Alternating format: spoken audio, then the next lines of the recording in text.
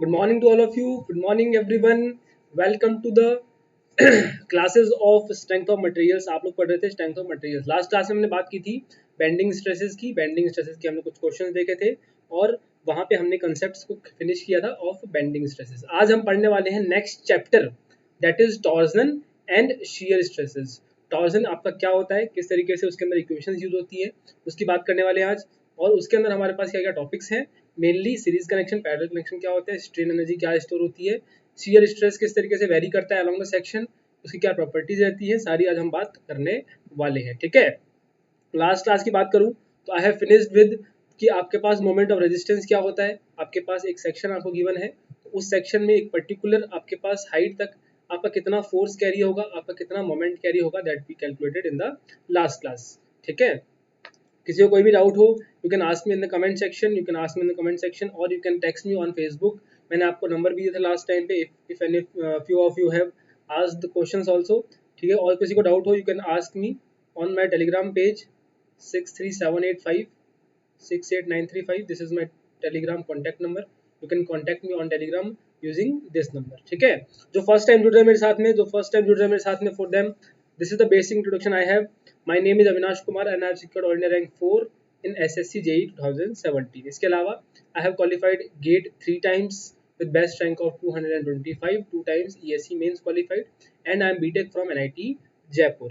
And last from 2 years I have been teaching for all the technical exams that is happening in the country. Mainly the subject deal करता हूँ मैं, that is strength of materials, RCC design, steel structures, structure transportation engineering, soil mechanics and fluid mechanics.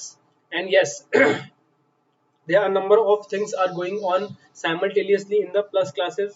वहाँ पे आपका rank improvement batches के अंदर बहुत शानदार टॉपिक्स वहाँ पे चल रहे हैं. ठीक है. मैंने क्लासेस देखी थी, बहुत शानदार वहाँ पे जो है क्वेश्चंस प्रैक्टिस कराई जा रही है. And if any one of you want to practice the question of that level, or you want some crash course, you want like कि हमको रिवीजन करना है पूरा स्ट्रक्चर्ड वे में, आपको पूरा कोर्स चाहिए, तो you can join our plus subscription using code Avinash11. You can use my personalized code. This is Avinash11, and by using this code you can connect with me directly for the further guidances, right? You can use this code Avinash11 and get discounts also. And this is the various benefits of getting plus subscription. There will be live classes, English and Hindi batches, crash courses होंगी वहाँ पे, doubt clear sessions होंगे, weekly test होंगे self analysis करने के लिए, rank improvement batches for practice sessions. ठीक है. What is the method? This is a brief method that I have been telling you in the every classes. That is pick your goal, get subscription, go for the time period. ठीक है.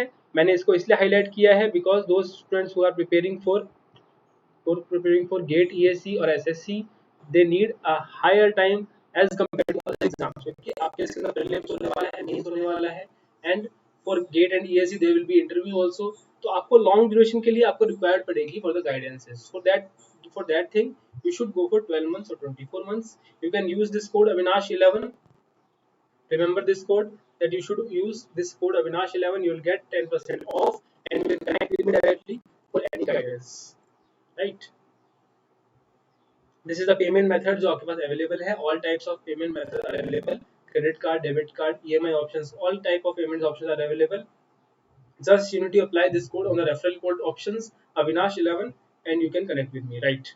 This is the Telegram page that we have, जहाँ पे आप लोगों को सारी classes की notes मिल जाएंगे, पीडीएफ फॉर्म में अवेलेबल करा दी जाएंगी. And yes, this is our Facebook page. This is our Facebook page जहाँ पे कनेक्ट होके आप जो है बाकी बच्चों से कनेक्ट हो सकते हैं. ओके, चलिए we'll quickly start the next chapter, that is torsion and shear stresses. Torsion and shear stresses. Torsion and shear stresses. तो टॉर्जन शुरू करने से पहले समझ लेते हैं कि टॉर्जन का मतलब क्या होता है. What do we mean by torsion? What do we mean by torsion? Torsion is nothing but the moment applied on the body along the axial direction. मतलब आपके एक्सिस के अबाउट जो मोमेंट उसके ऊपर अप्लाई होगा, that is called your torsional moment. For example, आपके पास इस तरीके से आपके पास ऑब्जेक्ट है. इस तरीके से आपके पास ऑब्जेक्ट है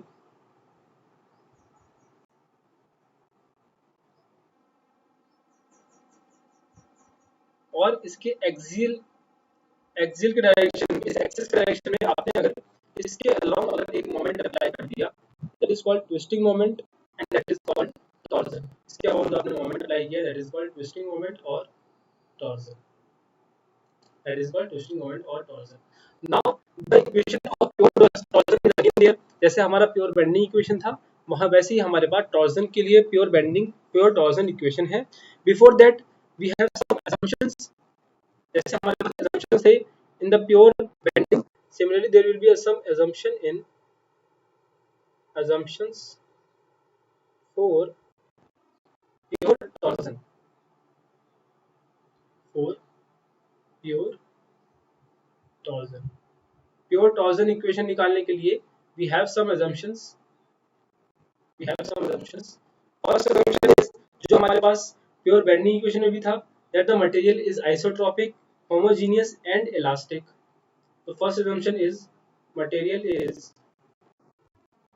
material is isotropic, material is isotropic, homogeneous homogeneous and elastic।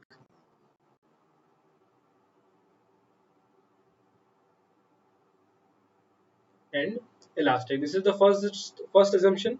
the second assumption in the case of pure torsion is, in the case of pure torsion is the section is circular which may be solid or may be hollow। जब भी हम torsion equation लगाएंगे, your section will be always circular। so the second assumption is the section is the section is circular, that may be that may be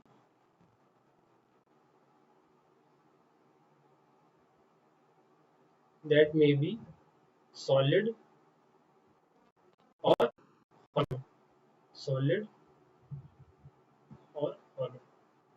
तो आपका solid circular section हो सकता है या फिर आपका हॉलो सर्कुलर सेक्शन हो सकता है। The third point is similar to the pure bending equation, that the plane section before twisting or torsion will remain plane after twisting। So the third option is the third point is the plane section,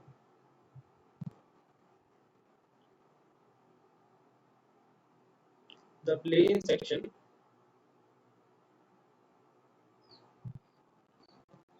the plane section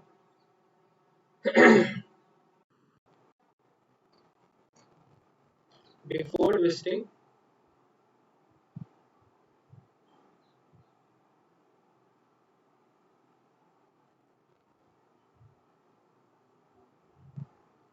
remains plane after twisting।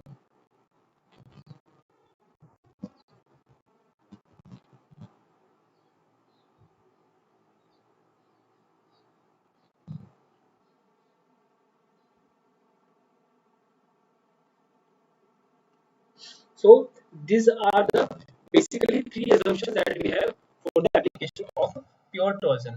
और pure torsion की equation क्या होती है? That is given by tau divided by r is equals to t divided by ip is equals to t divided by ip is equals to g theta by l। अब हर term का क्या मतलब होता है उसके बारे में बात कर लेते हैं, but remember this particular formula, that is tau divide by R equal to t divided by ip equal to g theta by l।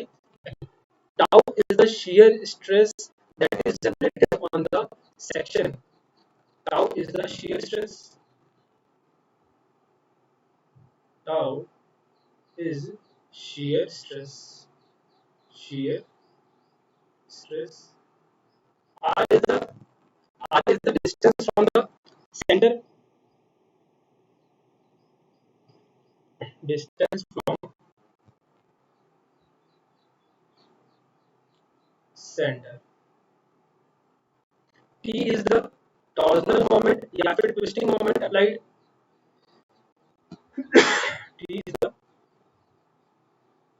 Twisting moment applied, twisting moment. And what is IP? IP is polar moment of inertia. IP is polar moment of inertia. IP को बोलते हैं polar moment of inertia. अब ये polar moment of inertia क्या होता है? For circular section value of polar moment of inertia is given by polar moment of inertia is given by pi by 32 d power 4. Pi by 32 d power 4. Pi by 32 d power 4.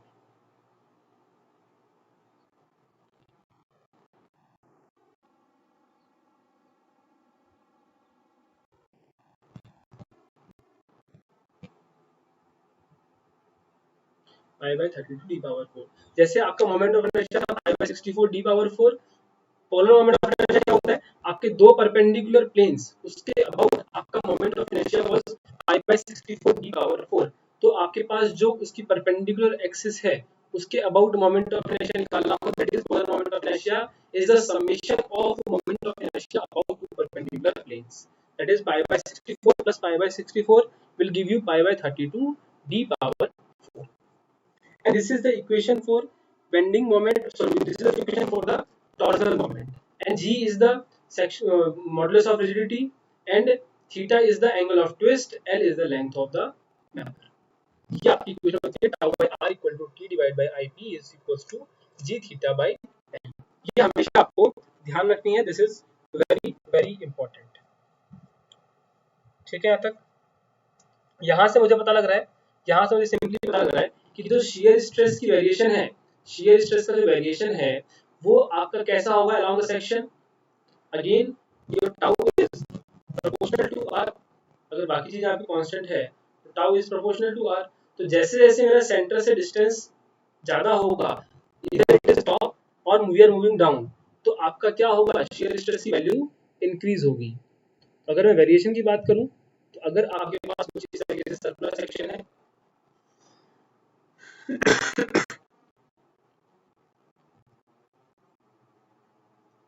आपके पास मान लीजिए कुछ इस तरीके से circular section है, इस circular section के अंदर जो आपका वेरिएशन रहेगा will be something like this.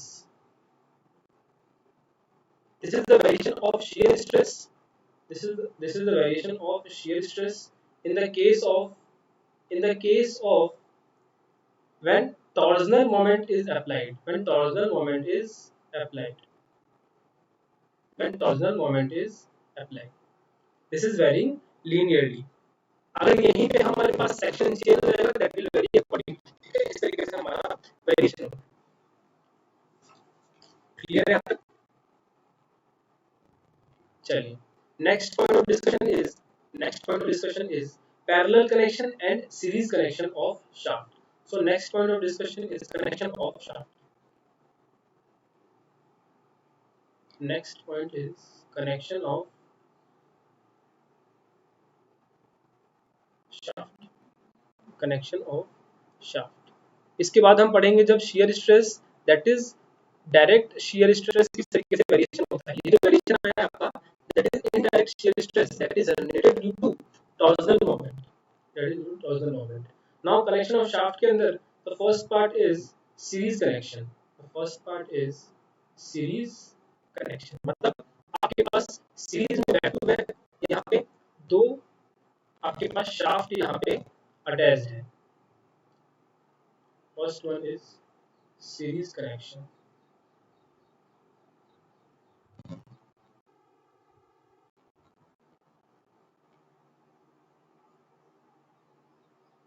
Series connection, in this case what we need to remember is in series connection what happens is the value of torque will remain same। मतलब आपके पास अगर दो member इस तरीके से attach है series में,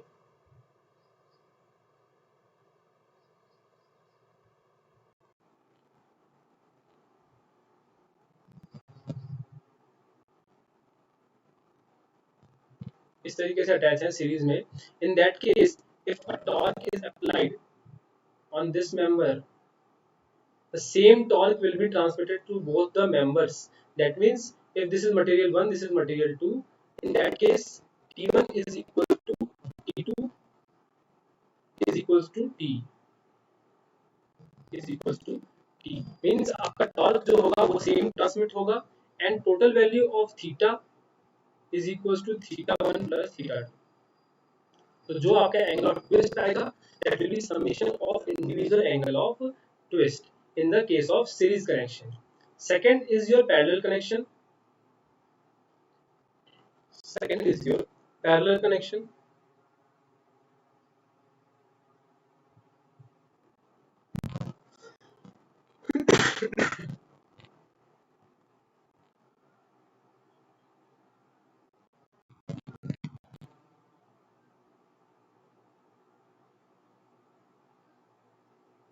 Parallel connection.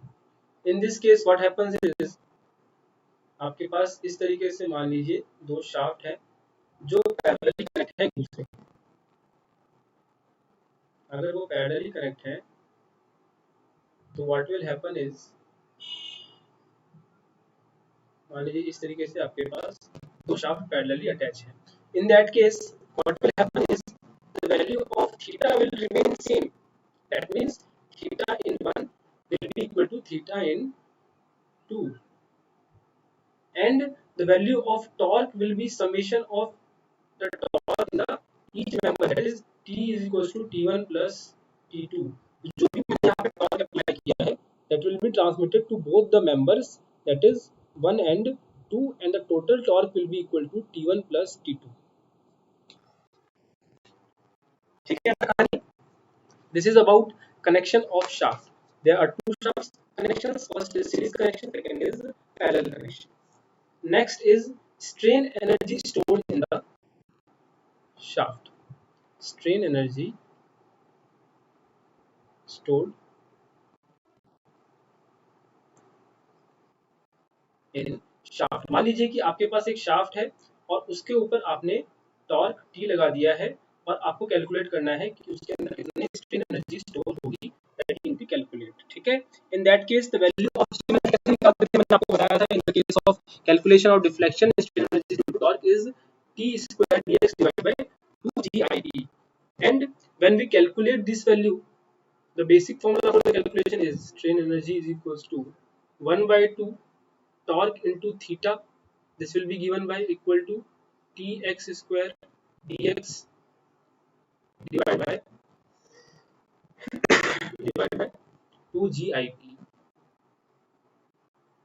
divided by 2GIP. This is the value of strain energy. अगर मैं बात करूं कि strain energy की मैक्सिमम वैल्यू क्या होगी पर यूनिट वॉल्यूम. अगर आपसे क्वेश्चन में पूछ ले कि value of strain energy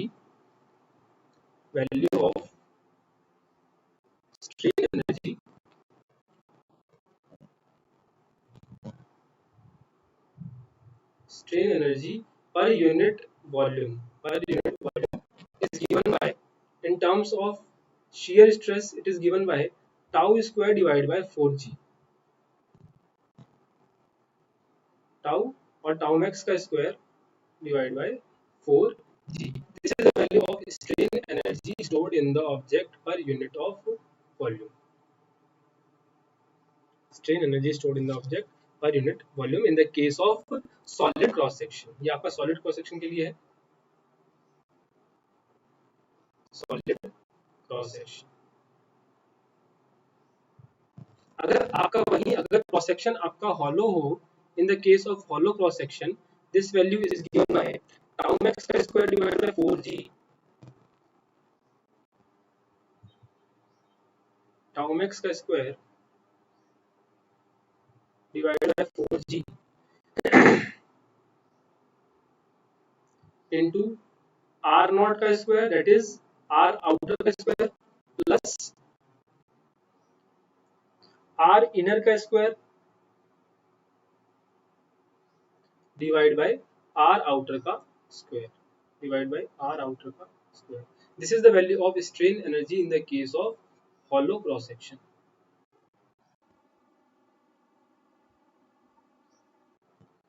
cross section.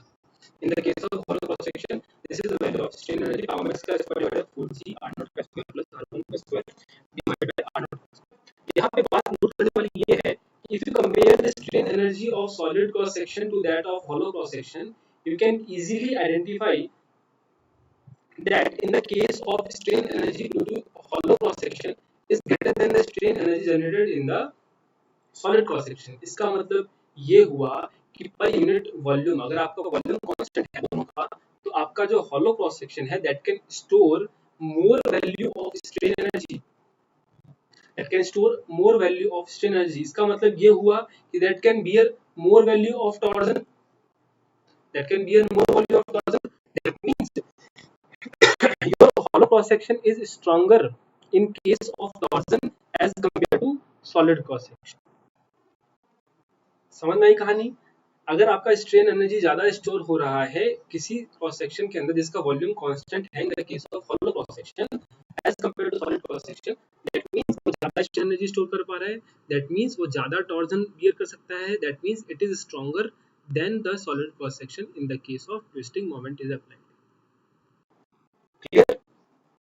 इस पॉइंट पर लिख सकते हैं हम यहाँ पे कि a hollow shaft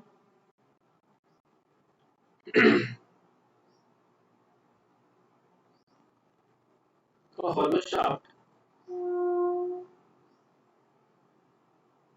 is stronger than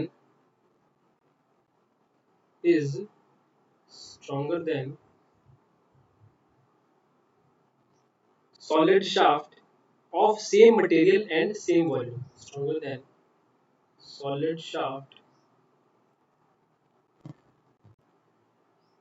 of same material of same material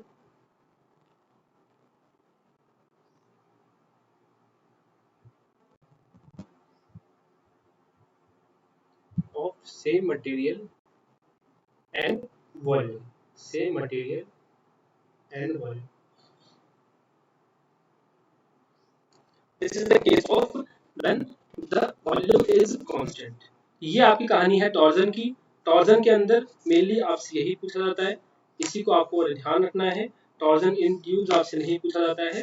and the next point of discussion is shear stress distribution. और शियर स्ट्रेस की बात की मैंने, तो आप बोल सकते हैं कि शियर स्ट्रेस आपको बता दिया कि आपका लीनियरली वेरी करता है, but that is the shear stress that is due to torsional moment. हम अब डायरेक्ट शियर स्ट्रेस की बात करेंगे कि आपका अलोंग द क्रॉस सेक्शन किस तरीके से वेरी करेगा। उसके लिए कुछ क्वेश्चंस देख लेते हैं, वहां से हम इसको समझ लेंगे। ठीक है, कुछ क्वेश्चंस मैं यहाँ पे देख लेता हूँ, वहां से हम इसको समझते हैं। ठीक है, चलिए। The first question is the first question is the shear stress distribution. The shear stress distribution over a beam of a solid circular section is such that, now आपके पास shear stress distribution पूछा है, shear stress distribution। अब जब भी आपको shear stress distribution पूछे तो you need to answer on the basis of direct shear stresses। अब मैं बताता हूँ आपको, for the solid circular section or for circular section the value of shear stress will be varying like this। जो आपका shear stress very करेगा वो इस तरीके से वेरी करता है, it is parabolic, parabolically vary करेगा। And the value of shear stress at the center is maximum, and the value of shear stress at the center is maximum, that is called tau max that is called tau max, and that is given by 4 by 3 into tau average, 4 by 3 into tau average, 4 by 3 into tau average for the case of circular cross section। So the answer will be option C is the correct answer। That means maximum shear stress is equals to 1.33 times of mean shear stress, that is Q mean। ठीक है यहाँ तक? Second question is, for a rectangular beam the maximum shear stress is related to average shear stress। अब ये बात कर रहा है for the case of rectangular shear stress. तो रेक्टेंगुलर शियर स्ट्रेस के लिए क्या होता है, देखिए रेक्टेंगुलर के लिए क्या होता है, this is your rectangular cross section. For this case,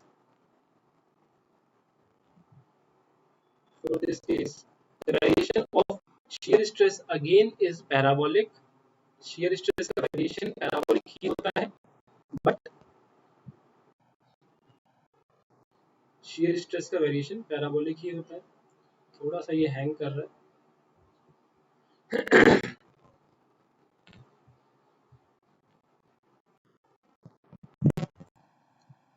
shear stress जो आपका variation आता है that is again parabolic, but the value of maximum shear stress is, maximum shear stress की जो maximum value आती है that will again at center, but that value is equals to, that value is equals to tau max is equals to 3 by 2 times of tau average, that is 1.5 times of average shear stress. So for a rectangular beam, the maximum shear stress is equal to 1.5 times of average shear stress. That is option C is correct. Option C is correct. ठीक है यहाँ तक? The shear stress at a distance y above neutral axis on the prismatic beam due to shear force V is given by, shear force आपके पास given है, आपको shear stress निकालना है कितना होगा, shear stress is given by VA y bar divided by IB। इसको ध्यान रखिए, this is very important formula। मैं इस क्वेश्चंस के थ्रू आपको बता देता हूँ इस चैप्टर के सारे मेन फॉर्मूलाज। मैंने वेरिएशन बता दिया आप लोगों को। सर्कुलर में और रेक्टेंगुलर में क्या होता है, मैक्सिमम वैल्यू कहाँ आती है, मिनिमम वैल्यू कहाँ आती है। Variation of shear stress follow this particular formula that is given by VA y bar divided by IB, and the value and the correct answer is option A. Option A is the correct answer. In a beam at a section carrying a shear force F, the shear stress is maximum at, आपके पास एक beam है जिसके ऊपर shear force F है, shear stress maximum कहाँ होगा, at the neutral axis, at the neutral axis the value will be maximum in the case of circular and rectangular section, but what happens in the case of a triangular section, ध्यान दीजिए इस चीज के ऊपर। अगर आपके पास triangular section है, in that case the variation is, suppose this is the center line, this is your center of gravity point, यहाँ पे जो आपका वेरिएशन आता है this is something like this, the value of maximum shear stress occurs at the mid depth in this case, and that value is given by 3 by 2 times of tau average, and the value at center of gravity point is given by 4 by 3 times of tau average in the case of triangular cross section, 4 by 3 times of tau average. So in a beam at section अगर आपसे पूछे carrying shear force F, तो you can say that the maximum value of shear stress will be acting at mid depth, will be acting at mid depth. Correct answer is option B. In case of biaxial stress, the maximum value of shear stress is given by, biaxial stress है, this is the concept based on जो हमने concept पढ़ा था, that is transformation of stresses का। In that case what I have discussed is, आपके पास अगर stress element है, if you have stress element और उसके ऊपर biaxial stress है, that means उसके ऊपर कोई भी shear stress नहीं है, that means these stresses are principal stresses, or in that case value of shear stress is given by sigma 1 minus sigma 2 by 2. So the correct answer is half the difference of the normal stresses. Next is shear stress distribution of a beam of rectangular cross section subjected to transverse loading. Rectangular cross section के लिए transverse loading के लिए मैंने बताया आपको, that is varying parabolically, and the value of shear stress will be maximum at the center of the beam. तो आपका correct answer क्या हो जाएगा, option 4 is the correct answer. The figure shows an I section of the beam. The shear stress at the point P, very close to the bottom of the flange, is 12 megapascals. The stress at the point Q in the web is given by. Now देखिए, अब इसमें क्या formula आता है, आप देखिए ध्यान से इसको. The value of shear stress is inversely proportional to width of the section at that point. उसके width के inversely proportional होता है. तो in the case of I section, अगर मैं I section की बात करूँ, in the case of I section, जो आपका वेरिएशन आता है इन द shear stress, तो कुछ इस तरीके से आता है. देखिए, ये आपका I section हो गया, और जो shear stress का वेरिएशन आता है that is something like this. आपका parabolically vary करेगा, that is okay. But at the junction, when your width is suddenly decreased, the value will be suddenly increased. And again it will vary parabolically. Again ये क्या करेगा? Parabolically vary करेगा. And again your width is increased suddenly. In that case, value of shear stress will be decreased suddenly. और इस तरीके से आपका variation आ जाएगा. This is the variation of shear force along the depth for the case of I section. For the case of I section. Now, question में मुझसे पूछा गया है कि मेरे पास जब विड्थ मेरे पास 100 था, तब मेरे पास shear stress वैल्यू थी, shear stress की वैल्यू थी that is 12 megapascals.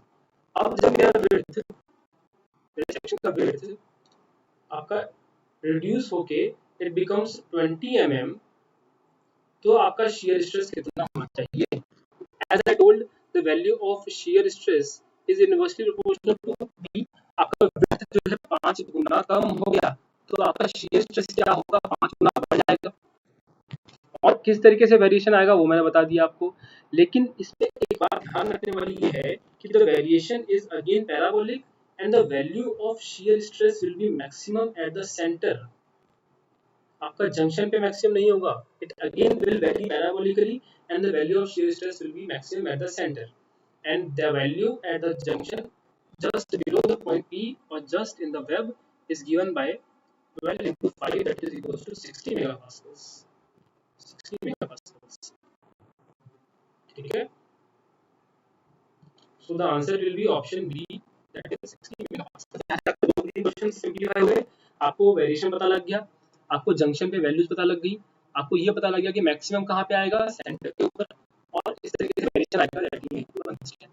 अब आपके पास कोई भी सेक्शन रहे, विड्थ देखिए कैसे वेरी कर रहा है, उसके अलोंग आपका shear stress वेरी करेगा. इसके अलावा आपका पैराबोलिक वेरिएशन रहेगा.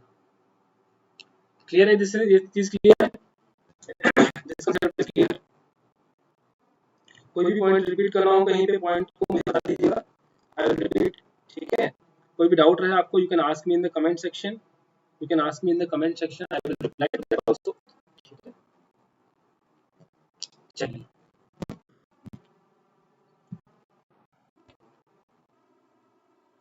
Next question is the maximum magnitude of shear stress due to shear force F on the rectangular section of area A at the neutral axis is. Now maximum shear stress पूछा है मुझसे tau max. अब अगर मुझे tau max पूछ दिया है, तो tau max की maximum value क्या होगी? That is given by 1.5 times of tau average. और tau average क्या हो जाएगा? Force divided by area. So I can write 1.5 times of 1.5 times of tau average is given by force divided by area. So 3 by 2 of F by A means 3F divided by 2A. 3F divided by 2A. The correct answer is option C. Correct answer is option C. Basic question पूछे गए हैं, इससे बाहर आपका जाता नहीं है question. ठीक है, इससे बाहर आपका क्वेश्चन नहीं जाएगा.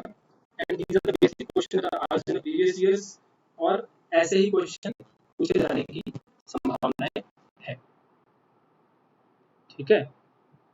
तो these are all the questions that are asked in previous year. बाकी जो क्वेश्चंस हैं मोर और लेस या तो रिपीट है या फिर सेम क्वेश्चन सेम कांसेप्ट के बेस पे है. ठीक है. This is the all about your torques and shear stresses. Variation बता दिया मैंने आपको किस तरीके से होता है. The one point that we can note here is for the diamond section. आपसे कई बार पूछा जाता है. I think it can asked in the upcoming exams कि डायमंड सेक्शन में किस तरीके से वेरी होता है आपका shear stress। डायमंड सेक्शन क्या होता है देखिए, डायमंड सेक्शन कुछ नहीं, आपका स्क्वायर क्रॉस सेक्शन को आपका हॉरिजॉन्टली प्लेस कर दिया गया है कुछ इस तरीके से।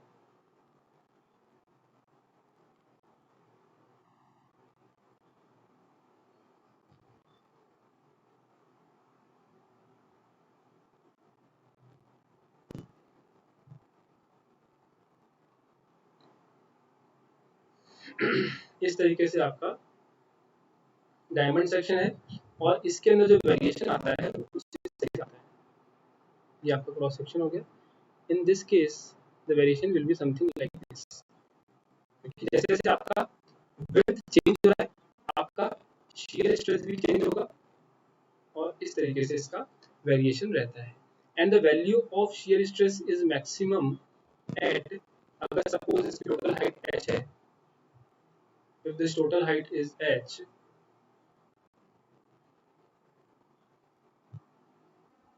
in that case the height from the top where the value of shear stress is maximum is given by 3h by 8, is given by 3h by 8, 3h by 8। h is a total height, और आपका ये एक rhombus है जिसके दोनों diagonal same है, that is this is also h and this is also h।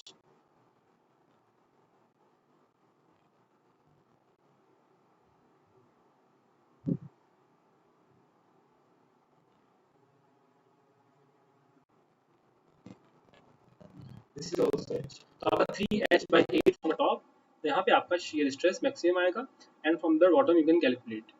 This is the variation of shear stress। मैंने आपको ट्रायंगल के लिए बता दिया, मैंने आपको रेक्टेंगल के लिए बता दिया, सर्कुलर के लिए बता दिया। अब आपसे कोई भी आर्बिट्री शेप का भी पूछ ले तो you can calculate, simply you can calculate. अगर मान लीजिए आपसे पूछ ले कि आपके पास कुछ इस तरीके से सेक्शन है,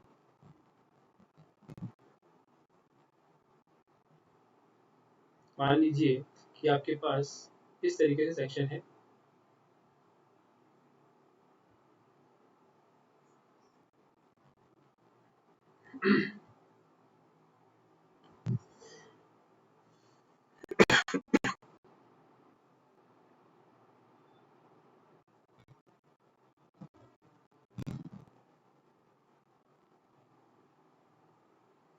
और आपको इस सेक्शन के लिए पूछ ले कि आपका शियर स्ट्रेस किस तरीके से वैरी करेगा along the section, along the section. तो आपका शियर स्ट्रेस कैसे होगा, इनिशियली 0 से स्टार्ट होगा, from the top it will start 0,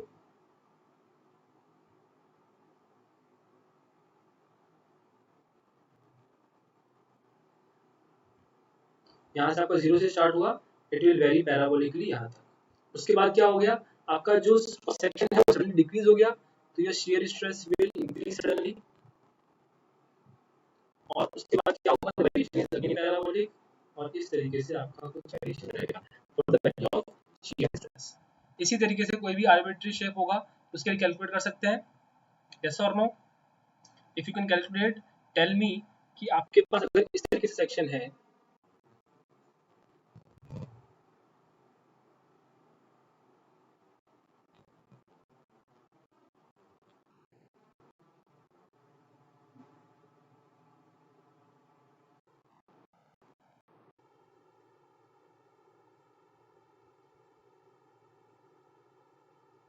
इस तरीके से फॉर एग्जांपल आपके पास सेक्शन है,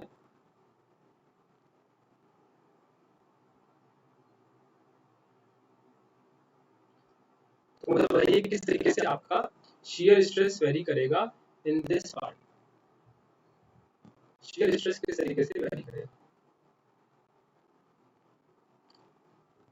बस हमें ये देखना है कि हमारा विड्थ कहाँ वेरी हो रहा है, उसके हिसाब से मेरा यहाँ पे शियर स्ट्रेस वेरी कर जाएगा। इनिशियली 0 से स्टार्ट होगा, इनिशियली 0 से स्टार्ट होगा और कुछ इस तरीके से वेरी कर जाएगा, ठीक है।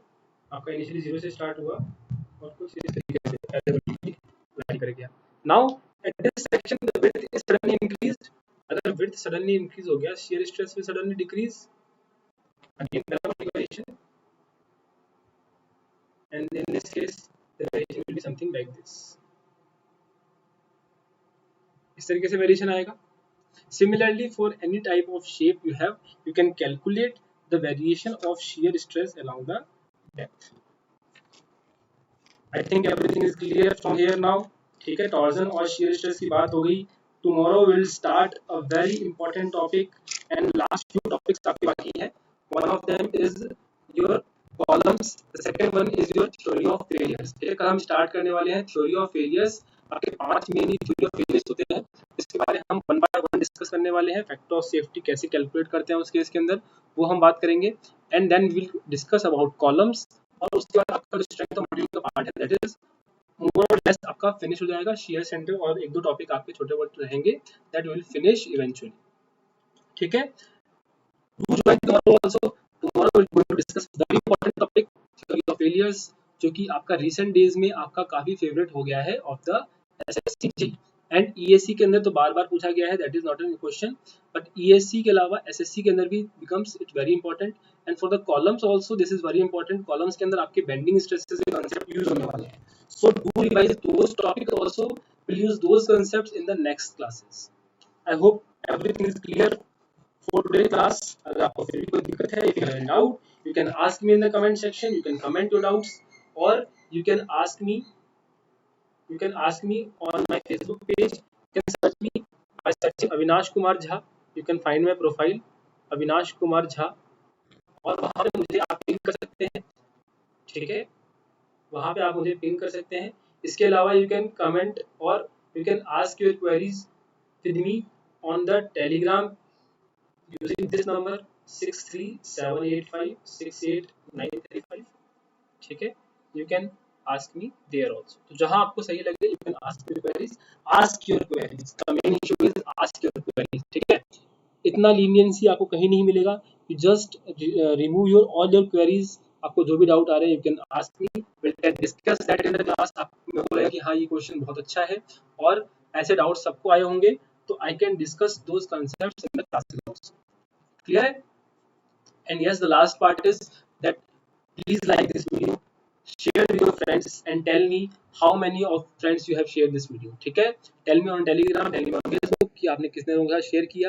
Please share this video, like this video, and please subscribe this channel if you have not done yet. Subscribe this channel for the next upcoming videos. Do join tomorrow's class. Tomorrow means day after tomorrow because tomorrow is Sunday. तो हम कल के बाद परसों on the Monday will start the new topic. The total topic आपके बाकी है that will continue. And after that we'll start theory of structure. Strength of material के साथ I will be covering theory of structures also. ठीक है, तो दो part आपके वहाँ पे फिनिश हो जाएंगे मेरे साथ. I hope you enjoyed the class. I hope you enjoyed the class. Please like this video, share with your friends. Thank you very much for joining. Have a good day. Take care.